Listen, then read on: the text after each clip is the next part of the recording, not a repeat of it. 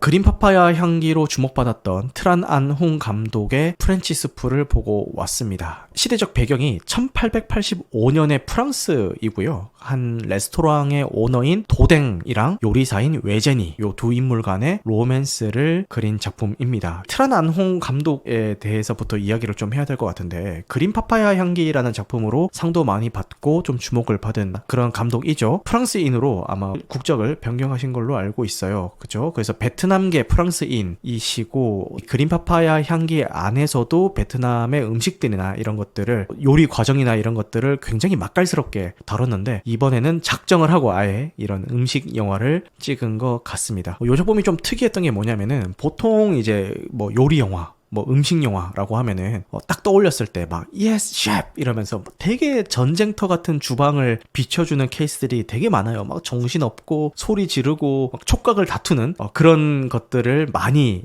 그리는데, 이 작품은 이 시대적 배경이 1885년이라서 그런지 그 당시에 실제 프랑스가 그랬는지 모르겠지만 정반대의 주방의 모습을 그려주고 있어요. 굉장히 정적이고 속도감이 늦습니다. 호흡이 되게 천천히 가는 그런 작품이에요. 그래서 요리를 하는 장면을 보여줄 때도 현란한 편집을 사용해서 막 후딱후딱 요리를 하는 게 아니라 진짜 재료를 하나하나 냄비에 정성스럽게 놓고 플레이팅을 해야 된다 이러면은 진짜 하나하나 이렇게 플레이팅을 하고, 삼계탕 비슷한 요리가 나와요. 근데 삼계탕 비슷한 요리를 할 때 닭의 발부터 익히더라고요. 전체를 다 익혔을 때 살보다 발이 더 천천히 익어서 그런지 몰라도 발만 끓는 물에 담아서 미리 익혀놓고 그 다음에 닭을 전체를 이제 솥에 넣어가지고 이렇게 익히더라고요. 근데 그 장면을 보여줄 때도 이제 발부터 익히고 안에 있는 내장을 다 빼고 그 내장 안에 각종 음식들을 채워놓고 그다음에 그걸 묶어야 되잖아요. 묶을 때 바느질 하듯이 바늘로 이렇게 한 땀 한 땀 하는데 그 과정을 다 보여줍니다.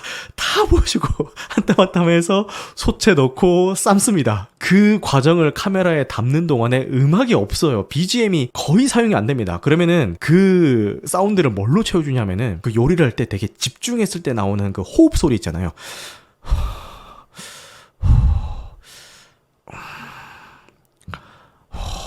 막 이런 그 호흡 소리를 되게 집중적으로 담아서 계속 그 배경음에 넣어놓고, 뭐 지글지글 끓는 소리라든가 주방 식기들 부딪히는 소리, 아니면 요리 손질하는 소리, 이런 것들을 대신해서 사운드를 가득 채워주고 있습니다. 어떤 느낌인지 아시겠죠? 항상 주방만 비추느냐? 그건 또 아니거든요. 야외를 비추는 그런 장면도 나오는데 그때도 BGM으로 음악을 쓰는 게 아니라 그 개구리 소리, 새 소리, 바람에 막 나뭇잎이 흩날리는 소리, 이런 자연의 소리로 다 이렇게 사운드를 채워 넣는 그런 작품이 되는 것 같아요. 정말 힐링을 원하시는 분들은 무조건 보셔야 되는 작품인 것 같습니다. 보면서 어떤 생각이 들었냐면은, 이거 나중에 OTT라든가 이런 데 나오면은 잠 안 올 때 잠 안 올 때 거실이나 이런데 그냥 이 영화 틀어놓으면은 그냥 이 영화에서 나오는 이런 자연음 같은 것들이 이렇게 귀를 살살 자극해주면서 좀 편안한 마음을 가질 수 있지 않을까, 이런 생각이 드는 그런 작품이었던 것 같아요. 이 남자 주인공인 이제 도댕이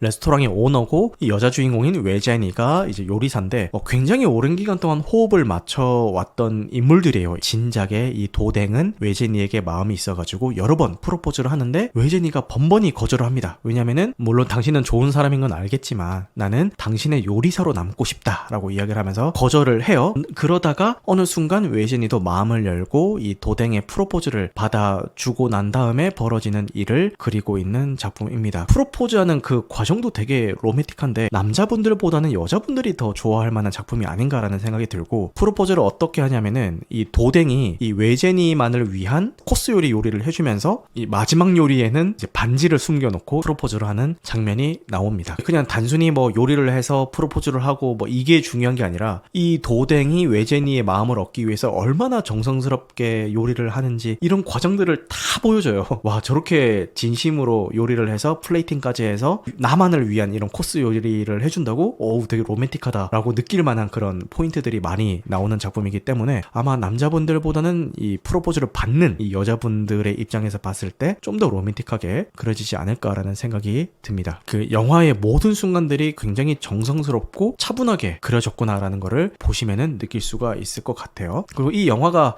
약간 바이럴이 됐던 게 영화 극장에 걸려있는 관람 안내문 때문에 좀 바이럴이 됐었는데, 프렌치 스프에는 꼬르륵 소리를 유발할 수 있는 요리와 음식 장면이 다수 포함되어 있어서 공복인 상태의 관객분들께 영향을 줄 수가 있습니다.